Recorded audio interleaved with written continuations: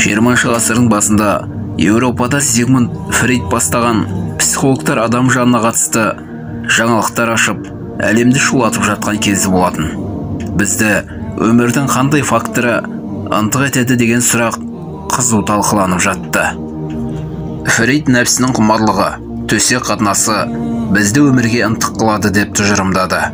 Келесі бір психолог Альфред Адлер билік, мансап, соған жетуге деген арман адамды алға сүйреп отырады деді. Осылайша екі жақ тартысып жатқанда ортадан жары Виктор Франкл шығады. Ол, бұл екі пікірдің де жаны бар, бірақ адамның мүмкіндігі шектеліп, осы екі құмарлыққа жол жабылып қалса да, өлімнен қашып, өмірге ұмтыла береді емес пе? Ол ұлы мәнге деген құмарлық, яғни өмірінен мағына іздеген жандар тіршіліктен кеткісі келмейді. Франклдың өмірін ерекше оқиғаларға толтырып, өзінде ғажайып адамға айналдырған осы мәнге деген талпыныс еді. Франкл дәрігер болып жүргенде мынадай сезімнің соңына түседі. Ол ақша табу үшін байларға ақылы қызмет көрсететін, ал түстен кейін жағдайы жоқ кедейлерге тегін қарасады. Яғни оларды емдеген үшін ақы алмайды. Кедейлер оған риза болып, алғысты жаңбырша жаудырады. Франкл олардан алғыс алған сайын бақытқа бөленетін.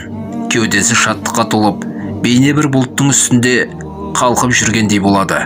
Әрине, қалталы пациенттер де алғыс айтуды ұмытпаған. Бірақ еңбегіне ақылған соң жанды балқытып тұратын ләззатты таба алмай өмір сүруге деген ынтығы азаяды. Клиникасының ақшаға тәуелді екенін біліп тұрса да, адамдардан алғыс есту үшін ақысыз қызмет көрсетуге құмартып алады. Жағдайы жоқ мұқтаж жандарға тегін қарасқан сайын оның өмірге құштарлығы арта береді. Осылайша Франкл шыбын жанға толассыз шабыт сыйлайтын шаттық сезімді кеудесінен шығарып алмау үшін барлық адам ұрпағына риясыз қызмет ету керектігін ұғына түседі. Осы жаңалығының негізінде Франкл депрессия мен суицидке қарсы соғыс ашады. 1924 жылы ол атақты бір оқу орнының президенті болып сайланады. Франкл осы қызметте отырғанда студенттерді өмірге ғашық етумен армансыз айналысады. Оның бұл жолдағы қызметі өте жемісті болды. Ол басшылық еткен мерзімде Венадағы студенттер арасында бірде-бір суицид фактісі тіркелмеген екен. Шамамен 10 жылдай уақыт басқарады. Сонымен өмірдің мәні не? Бізді тіршілікке ғашық етіп, ажалмен айқасуға батылдық беретін қандай күш деген сұраққа Франкл өмірдің мәні өзгеге қуаныш сыйлау. Өмір жолында саған серік болған адамды қуанту, оның көңіл күйін шаттық сезімге толтыру, адамдарға риясыз қызмет ету арқылы өзіңді де, оны да шаттыққа бөлеу дейді. Енді Венадан Алматыға оралайық. 2013 жылы машинамен Қоянқұс жақтан шығып, қалаға келе жаттым.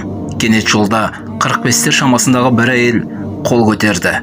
Тоқтадым. Ол, Сейфуллин мен Гогольдің қиылысына барам, апарасың ба деді. Отырыңыз дедім. Апай жайғасты. Қаладағы бір мектепте ұстаз екен. Мектептегі жұмысы жайлы әңгіме айтып бастады. Мен де әңгімеге араласып, кейде қолдап, кейде уәж айтып отырдым. Бір кезде көлік Гогол көшесіне жақындай бастағанда апай мазасыздана бастады. Ол қалтасынан ақшасын шығаруға ыңғайланып, тыпырлап жатты. Мен оның не үшін мазасызданып отырғанын бірден білдім. Жол ақысын айтпастан бірден отырғызып алған едім.